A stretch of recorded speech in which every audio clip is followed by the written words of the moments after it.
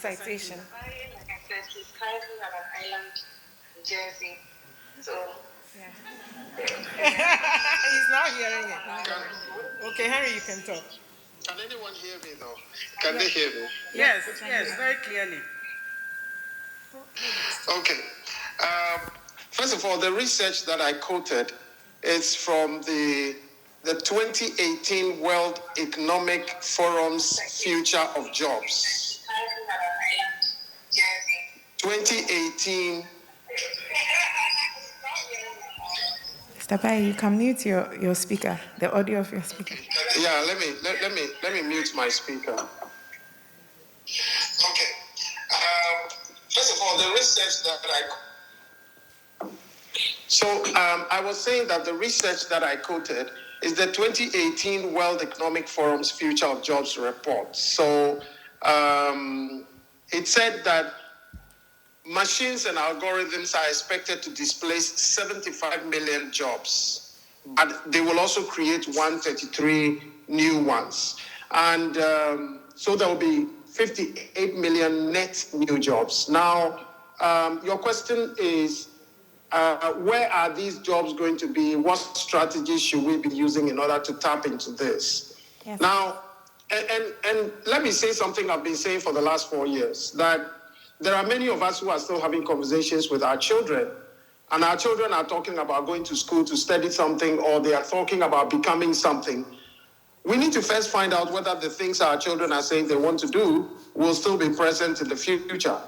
But it is quite clear that the things that will lead the way will be things like robotics, will be things like artificial intelligence, will be things like big data. You know, so these for me are some of the areas that we all need to focus on as we think about the future. What that means is whether you are a doctor or you are an HR practitioner or you are whoever, you've got to look at what is going to be the impact of these three things on the way you practice. And that is where the future is going to be. So the future in terms of the new jobs that will be created is a lot about skills. Having the right skills to be able to practice even what you practice today. So whether it's HR or whether you're whoever you are, I have also made the point that business models must start from day one and be envisaged within the concept of technology. So if any business is starting to do anything, they must start with technology, and that's how the jobs of the future will be created. And I'll give you a couple of examples. And you look at the business model of Alibaba, you look at the business model of Uber, you look at the business model of Airbnb. These are business models that have grown hugely and have created huge opportunities around the world. But they did not necessarily, if you might call it, just kill everything. You know, Airbnb has not killed hotel business, but it has created a significant amount of incomes for people all around the world. Yeah. So that's the point. It's not like, oh, you've got this set of jobs that are going to be created and you need to find them. What it is you need to find what business models are going to make it in the future. And even for the things that we do, how are we going to adapt what we do to the evolving technology such a way that we can survive in the future? I'm not sure if my answer answers your question. I think it answers it very well. Thank you so much. A round of applause for Mr. Baye, all the way from Jersey. I think we had another contribution. If she can have the microphone. Oh, Mrs. Hagan also. She's there. So Mrs. Hagan's contribution. Right. Thank you very much. I've been wondering, for those of us in this room and online who may have the influence with the new normal, we're talking about culture. We are used to a lot of us doing in-person events, meetings, because of that's the way it is. That's the only way we knew how before, unless somebody was working in a different jurisdiction and it wasn't possible for the person to travel and come to the venue. So then you have somebody in Australia who will have will be online, whilst the rest will be in person. But here we are. We now know that it is possible to do virtual meetings. It's possible to go to church online. It's possible to have a hybrid.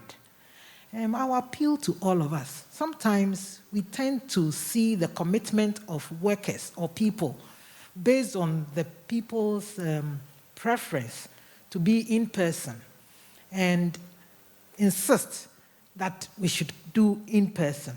Whereas we can change and shift that paradigm and accept that it is possible to have some people join the meeting online. I mean, granting that technology will do what we expect it to do. So the way forward is that we have to change that mindset that we have and inadvertently tell some people or act as though those who are not physically in the office are really people who may not be working, because now the new way of working is based on trust and deliverables. So why is it that we know that it is possible to have, we went through a period where the only option available was online, and it worked. Now we can do a hybrid. Why are we insisting that people, or we create the impression that those who are able to come in person to work are those who are committed rather than those who are online? And I see it happening with some churches as well, and meetings and parties and everything else. So I think with the culture change that we are talking about, some of these mindsets must also be changed. I would like to have the CEO's view on that, on the panel, plus Awo. Thank you. Thank you, Ms. Hagan. So I perfectly agree with you. We need to change some of our mindsets. I mean, I did say a year ago, it was difficult for me to approve for anyone to work from home. Because there was always a fear. I mean, what if the person is not working? How are you going to know who is working from home and who is really sleeping at home, you know? But going forward, we really don't have a choice. And there has to be a radical shift of our minds. Don't also forget that the new workforce thrives on technology. So going forward, it's going to be easier as compared to the kind of workforce we have now. There are people who still struggle with all of this digital issues, and, you know, people still want the good old face-to-face. But I think as leaders, we need to make a conscious effort to move with the times. It's going to be difficult, there's going to be resistance, but we need to make the conscious efforts that we will move to the next level. And that's a level built on trust, like you did say. Trust is going to be a big issue going forward, especially when you are working remotely and there's very little direct engagement. So trust, a lot of creativity, and engagement. So yes, I agree with you. We all need to shift our mindsets here. I agree as well. And for anybody who hasn't shifted their mindset, you're late to the party.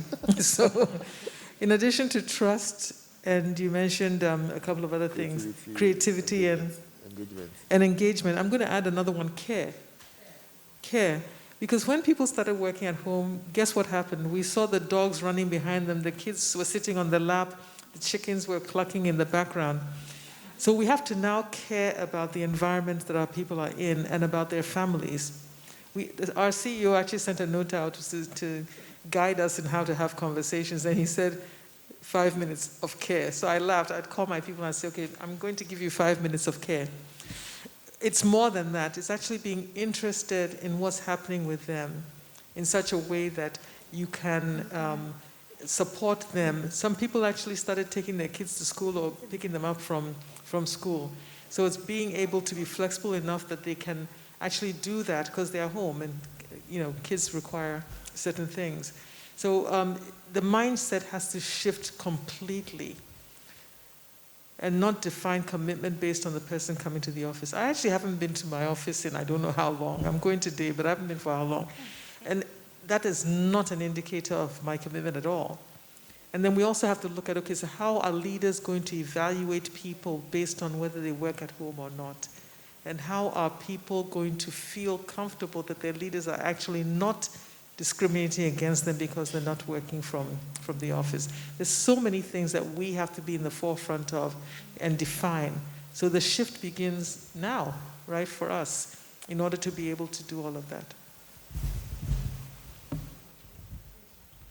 Okay, so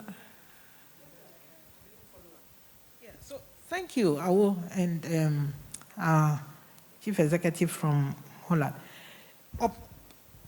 The other side of it is that it is true that there are some people who will be sitting under mango trees. So there has to be a balance. So that's where stringent performance management systems come in, where the focus is more on deliverables rather than the person, because you could actually be in the office and just warm in the seat.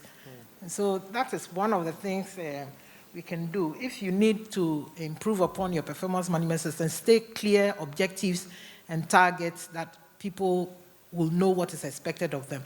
And I do understand that it can be a bit difficult sometimes. If you call Lenny, we'll come and help.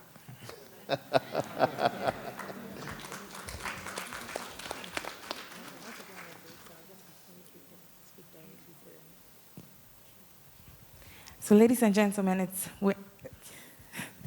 seems we're out of time for now. There would be another open forum after the break, after the second keynote address. So after this last question, we would go on the open forum. But what I'm suggesting is, because we're all here in the room, if you have any questions, you could speak to them directly. Or if you want to also share the information so that all of us would learn, we could postpone it to the next open forum. Thank you so much. So the last question. All right. No, there's not a question. It's sort of a response to Madam from FDA. She asked the question on how HRs and academia can, collaborate. I am from the hospitality sector. And, every year they bring their students, especially those in the catering aspect, to come in for attachments. And so what most of my colleagues we realized was that there will be the need to come together as a group. So most HRs in the hospitality sector, we have a group called the Hospitality HR Managers Association, where we meet, invite key people to talk to us from the union, Ghana Employers Association, and that. And before COVID, we had planned actually to move to the technical universities to meet with the deans or the vice chancellors, whoever, so that we could have a collaboration on how best their students can come on attachment and have the best information or learn the best practical work in the industry as compared to whatever theoretical work that they are given. So in answering Madam's question, most HRs in the country, we have this association. We meet every quarter and we talk about issues that affect our hotel business. So the best advice is that probably HRs in other sections, be it the mining section, construction section, whatever, you could also come together, meet, go to the schools to see how best the HR community and the school community can also come together to have a collaboration, to see how best we can help the students so that when they are out from school and they are back in the industry, they will have a good flow of whatever that needs to be done. So that was what I wanted to share.